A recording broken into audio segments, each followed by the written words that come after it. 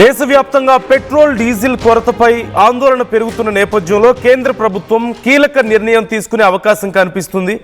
దేశవ్యాప్తంగా work from home ప్రకటించాలి అన్న ఆలోచనలో ఉన్నట్లుగా సమాచారం. కొన్ని రంగాలకైనా వారంలో 3 రోజులు సెలవులు ప్రకటించే అవకాశం, 4 రోజులు మాత్రమే వర్క్ ఫ్రమ్ హోమ్ ఉండేలా నిర్ణయం తీసుకునే అవకాశం ఉంది అని పెద్ద ఎత్తున కొన్ని రకాల ఊహాగానాలు మార్కెట్లో స్ప్రెడ్ అవుతున్నాయి. శని ఆదివారాలతో పాటుగా మరో రోజు కూడా సెలవు ప్రకటించే ఛాన్స్ ఉందని, ఐటీ కారిడార్లు అయినటువంటి హైదరాబాద్, బెంగళూరు, పూణే, చెన్నైలో ఈ విధానాన్ని అమలు చేసే ఛాన్స్ ఉందని, ప్రధాన నగరాల్లో ఆడ్ అండ్ ఈవెన్ రూల్ అమలు చేసే ఛాన్స్. అంటే మనం ఢిల్లీలో జనరల్గా ఈ పద్ధతి గురించి విన్నాం. ఢిల్లీలో కాలుష్యం తగ్గించడం కోసం ఆడ్ నంబర్స్ ఉన్నటువంటి వెహికల్స్ అన్ని ఒకరోజు, ఈవెన్ నంబర్స్ ఉన్నటువంటి వెహికల్స్ని ఒకరోజు రోడ్స్ మీదకి అలౌ చేసేవారు. ఇప్పుడు మన దగ్గర పెట్రోల్ డీజిల్ కొరత ఏర్పడుతున్న నేపథ్యంలో ఈ విధానాన్ని ఇక్కడ అమలు చేయాలి అనే ప్రతిపాదన గురించి చర్చిస్తున్నట్లుగా సమాచారం అందుతోంది. పెద్ద ఎత్తున ఈ అంశాలకు సంబంధించి ఈరోజు ఆల్ పార్టీ మీటింగ్ జరగబోతోంది. ఈరోజు సాయంత్రం 5 గంటలకి అన్ని పార్టీలు ఈ మీటింగ్లో పాల్గొంటాయి. మిడిల్ ఈస్ట్ ఉద్రిక్తతల నేపథ్యంలో ఓవైపు ఈ మీటింగ్ జరగడం, భారతదేశంలో ఈ మీటింగ్ జరగడం చాలా తీవ్రమైనటువంటి ఉత్కంఠను కలిగిస్తోంది. ఇప్పటికే పాకిస్తాన్లో ఉన్నటువంటి పరిస్థితిని, మన పక్క దేశాల్లో సిచ్యువేషన్ మనం చూస్తున్నాం. బంగ్లాదేశ్లో, పాకిస్తాన్లో పరిస్థితులు ఆల్రెడీ చాలా దారుణంగా పడిపోయాయి. వాళ్ళకి ఆయిల్ కొరత ఉన్న నేపథ్యంలో ఇన్ఫ్యాక్ట్ పాకిస్తాన్కి హర్మూజ్ జలసంధి దగ్గర ఎలాంటి అడ్డంకులు లేకపోయినప్పటికీ ఇప్పుడు క్రూడ్ ఆయిల్ ధరలు పెరగడం, కొద్దిపాటి షార్టేజ్కే అక్కడ స్కూల్స్ మూసివేశారు. అలాగే ఎమర్జెన్సీ వెహికల్స్కి మాత్రమే ఎక్కువ ప్రయారిటీ ఇస్తున్నారు. అలాగే పబ్లిక్ ట్రాన్స్పోర్టేషన్ ఇంప్రూవ్ చేసి ప్రైవేట్ వెహికల్స్ మీద రిస్ట్రిక్షన్స్ పెట్టారు. చాలా వరకు గవర్నమెంట్ సేవలు కూడా ఆగిపోయినటువంటి పరిస్థితి కనపడింది. కానీ ఇండియా మీద ఇంకొంచెం ఎక్కువ ఇంపాక్ట్ కనిపిస్తోంది.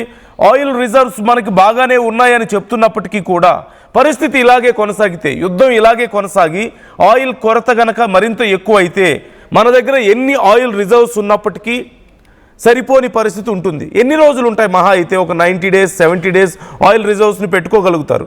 మరి ఆ తర్వాత పరిస్థితి ఏంటి? ఇప్పుడు ఆయిల్ ఆల్రెడీ షార్టేజ్ వచ్చింది, గ్యాస్ ఆల్రెడీ షార్టేజ్ వచ్చింది. ఇప్పుడు ఒకవేళ పూర్తి స్థాయిలో పరిస్థితి నార్మల్ అవ్వడానికి చాలా టైం పట్టే అవకాశాలు చాలా క్లియర్గా కనిపిస్తున్నాయి. ఈవెన్ ఈ అంశానికి సంబంధించి బ్లాక్ రాక్ సంస్థ అధిపతులు సైతం చాలా వార్నింగ్స్ ఇస్తున్నటువంటి పరిస్థితి కనపడుతుంది.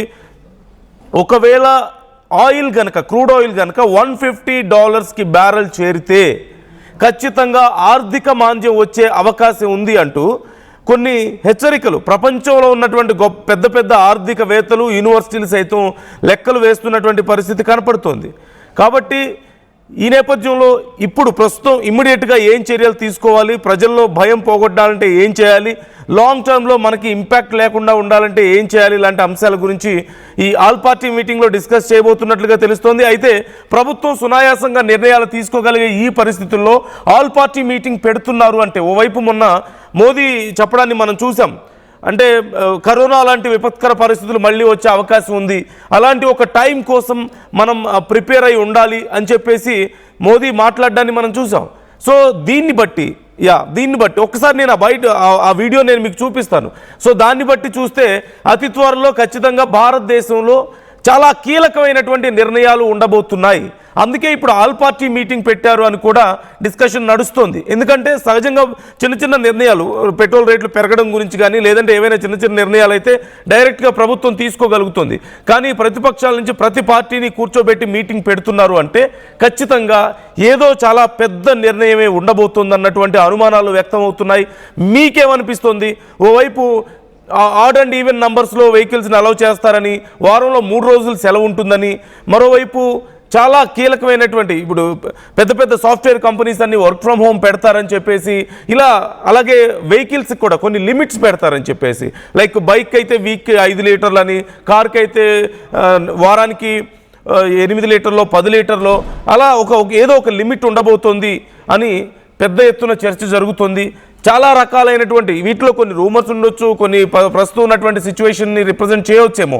But there is some kind of panic in the market. We can see that already panic buying మనం చూస్తున్నాం పెట్రోల్ కోసం. క్యూల్లో ఎగబడుతున్నారు. కిలోమీటర్ల కొద్ది వాహనాలు నిలిచిపోయి ఉంటున్నాయి. సిఎన్జి కోసం కిలోమీటర్ల కొద్ది వాహనాలు నిలిచిపోయి ఉన్నటువంటి పరిస్థితి కనపడుతుంది.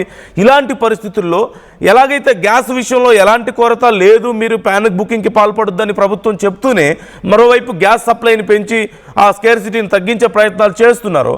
ఇప్పుడు పెట్రోల్ విషయంలో అలా కాదు పరిస్థితి. ఖచ్చితంగా ఓవైపు అంతర్జాతీయ స్థాయిలో క్రూడ్ ఆయిల్ ధరలు పెరిగిపోతున్నాయి. ఇలాంటి పరిస్థితుల్లో ఒకవేళ $150 కనుక క్రూడ్ ఆయిల్ చేరితే ఆర్థిక మాంద్యం తప్పదు అంటూ బ్లాక్ రాక్ లాంటి సంస్థలు హెచ్చరిస్తున్నటువంటి పరిస్థితి కనపడుతోంది. ఖచ్చితంగా ఇవి చాలా సీరియస్ వార్నింగ్స్ అని మనం చెప్పాలి. ఈ పరిస్థితుల్లో ఇప్పటికే శ్రీలంక, అలాగే ఇటు బంగ్లాదేశ్, పాకిస్తాన్లో, మన చుట్టుపక్కల ఉన్నటువంటి దేశాల్లో పరిస్థితులు ఇప్పటికే అధ్వానంగా ఉన్నాయి. సో మన దగ్గర అలాంటి పరిస్థితులు రాకముందే మనం ఈ స్కేర్సిటీని కంట్రోల్ చేయాలి అని ప్రభుత్వం ఆలోచిస్తున్నట్లుగా కనపడుతుంది. సో ఖచ్చితంగా ఈరోజు జరగబోతున్నటువంటి ఆల్ పార్టీ మీటింగ్ తర్వాత ఏదో పెద్ద నిర్ణయం రాబోతోంది అంటున్నారు. What you think? పార్లమెంట్లో మోదీ కరోనా లాంటి పరిస్థితులు ఎదుర్కోవడానికి సిద్ధం ఉండని చెప్పడం, ఆల్ పార్టీ మీటింగ్ పెట్టడం, మరోపక్క బయట పెట్రోల్ కొరత, సిఎన్జి కొరత, గ్యాస్ కొరత, ఎల్పిజి కొరత, ఇవన్నీ చూస్తుంటే ఏం జరగబోతుందని మీరు అనుకుంటున్నారు? ఎలాంటి నిర్ణయం వచ్చే అవకాశం ఉంది? ఒకసారి మోదీ ఏమన్నారు? Take a look. कोरोना के समय भी एकजुटता से ऐसी चुनौतियों का सामना कर चुके हैं. अब हमें फिर से उसी तरह तैयार रहने की आवश्यकता है. धीरज के साथ, संयम के साथ, शांत मन से हमें हर चुनौती का मुकाबला करना है. हम कोरोना के so BlackRock CEO Larry Fink చేసినటువంటి కామెంట్స్ నేను మీకు ఇప్పుడు చెప్తున్నాను. ఇప్పటికే $100 దాటింది. ఒకవేళ యుద్ధ పరిస్థితులు ఇలాగే కొనసాగి $150 గనక క్రూడ్ ఆయిల్ ధరలు చేరితే ప్రపంచం మొత్తం ఆర్థిక మాంద్యాన్ని ఎదుర్కొంటుంది అని చెప్పి ఆయన చెప్తున్నారు. ఆయన చెప్పిన మాటలేవి. లారీ ఫింక్ ప్రపంచంలోనే పెద్ద సంస్థకి ఆయన CEO, one of the strongest organisation in the whole world. అలాంటిది మొత్తం మార్కెట్స్ దగ్గర నుంచి, స్టాక్ మార్కెట్స్ దగ్గర నుంచి పెద్ద పెద్ద దేశాలకు సంబంధించినటువంటి ఆర్థిక స్థితిగతులను సైతం అబ్జర్వ్ చేయగలిగినటువంటి కంపెనీస్కి CEO ఆయన. అలాంటి ఒక వ్యక్తి చేసినటువంటి కామెంట్స్ ఇవి. అండ్ చాలామంది విద్యావేత్తలు, ఆర్థికవేత్తలు కూడా ఇవే కామెంట్స్ చేస్తున్నారు. మరోవైపు అక్కడ మనకు కనిపిస్తోంది ఉన్నటువంటి సిచ్యువేషన్ మనం చూస్తున్నాం. Vietnam, Thailand, Japan and many other nations urging or invoking work from home except it in India by weekend. మన ఈ వీకెండ్కి పాసిబిలిటీస్ కనిపిస్తున్నాయంటూ కూడా చెప్తున్నారు. Positive for home appliances and connectivity, positive Jio, Bharat Airtel, Havells, Bajaj electronics. Negative for Embassy, Prestige, DLF, airlines. ఇలా మనకి అంటే ఎవరెవరు ఇప్పుడు లాభాల్లో ఉన్నారు, ఎవరెవరు నష్టాల్లో ఉన్నారు అనే దాంతో పాటుగా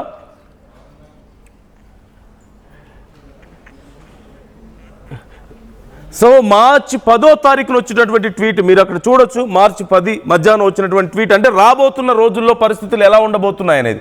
ఇప్పటికే వియత్నాం, థాయిలాండ్, జపాన్ ఇలాంటి చాలా దేశాల్లో urging or invoking work from home, ఇప్పటికే వర్క్ ఫ్రమ్ హోమ్ చేసుకోండి అని చెప్పేసి చెప్తున్నారని.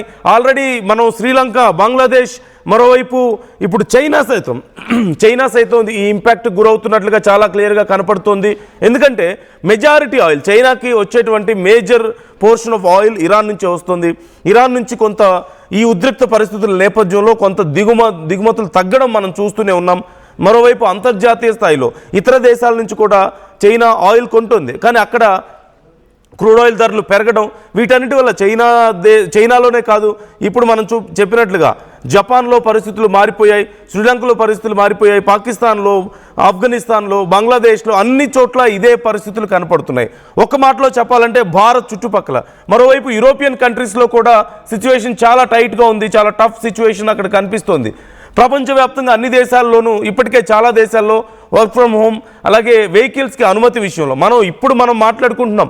ఎప్పుడో ఈ యుద్ధం మొదలైనటువంటి స్టార్టింగ్ డేస్లో, ఈవెన్ 20 days బ్యాకే పాకిస్తాన్లో ఈ సిచ్యువేషన్ మనకు కనిపించింది. అక్కడ స్కూల్స్ మూసేస్తున్నామని చెప్పడం కానీ, ఆఫీసులు ఈవెన్ అత్యవసర సర్వీసులు తప్ప మిగతా వాళ్ళకి వర్క్ ఫ్రమ్ హోమ్ ఇస్తున్నాం చాలా మందికి అని చెప్పడం, లేదంటే వెహికల్స్ని అలౌ చేయడం లేదు, ఇండివిజువల్ వెహికల్స్ని అలౌ చేయడం లేదు, పబ్లిక్ ట్రాన్స్పోర్టేషన్ ఎక్కువ పెంచుతున్నామని చెప్పడం లాంటి డెసిషన్స్ మనం చూసాం. అండ్ మోర్ ఓవర్ ఈ రోజు జరగబోతున్నటువంటి ఆల్ పార్టీ మీటింగ్ గురించే ఇప్పుడు అంతా చర్చించుకుంటున్నారు.